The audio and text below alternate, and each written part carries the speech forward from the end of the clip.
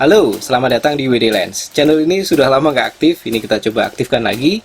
Kali ini kita akan bahas mengenai 3 jenis filter yang fotografer harus tahu. Jadi kalau bicara filter ada banyak nih ya. Kebetulan di meja ada banyak, lagi bersih-bersih. Ada filter UV, kemudian ada filter CPL, kemudian ada filter ND. Mana tadi? Nah, ini ND. Kemudian ada variannya itu yang variabel ND. Jadi kalau diputar-putar dia gelap terang nih. Oke, kemudian ada filter gradual ND, saya nggak taruh di meja. Ada filter color, contohnya ini, biasanya buat foto black and white gitulah. Kemudian ada filter soft, saya nggak ada di sini. Kemudian ada filter makro atau close up kayak gini, ya. Jadi kayak kaca pembesar. Kemudian ada filter star dan filter IR atau filter infrared, kayak gini, gelap.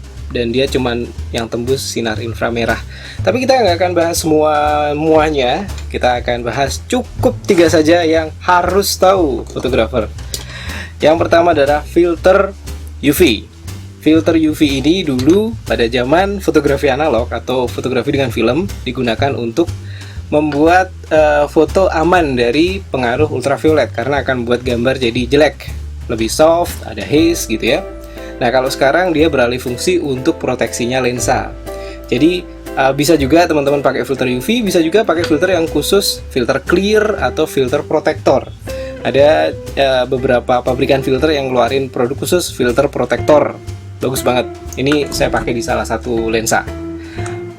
Oke, jadi filter ini untuk saat ini untuk fotografi digital adalah untuk proteksi. Yang kedua adalah filter CPL atau Circular Polarizer. Ini saya ada CPL zaman jadul, ini mereknya Toshiba. Masih enak dipakai. Toshiba masih ngeluarin filter, nggak tahu sekarang udah nggak ada ya. Kemudian ini filter yang baru untuk CPL.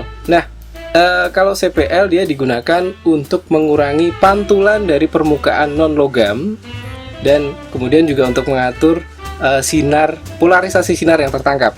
Gampangnya gini deh. Biasanya untuk mengurangi pantulan di air sama untuk bikin langit lebih biru. Ini kita tampilin contoh fotonya.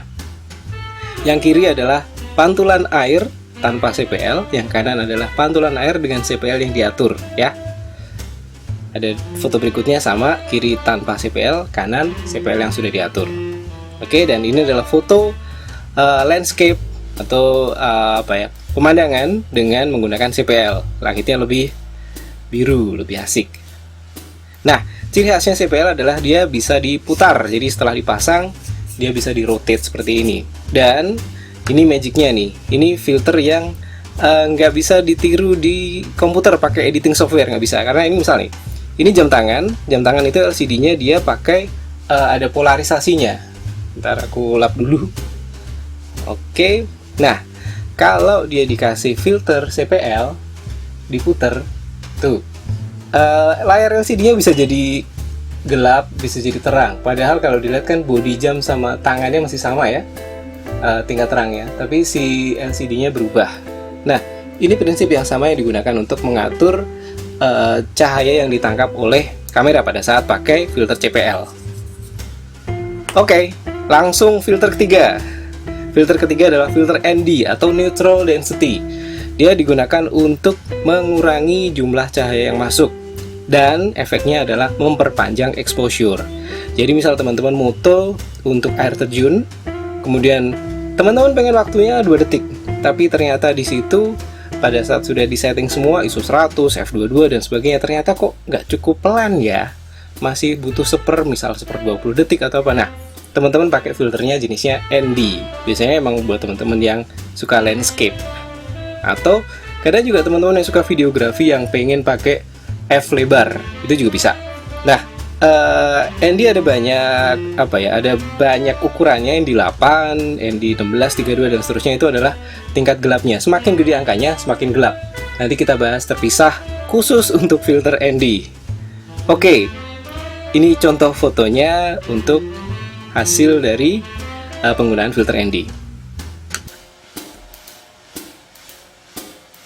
Oke.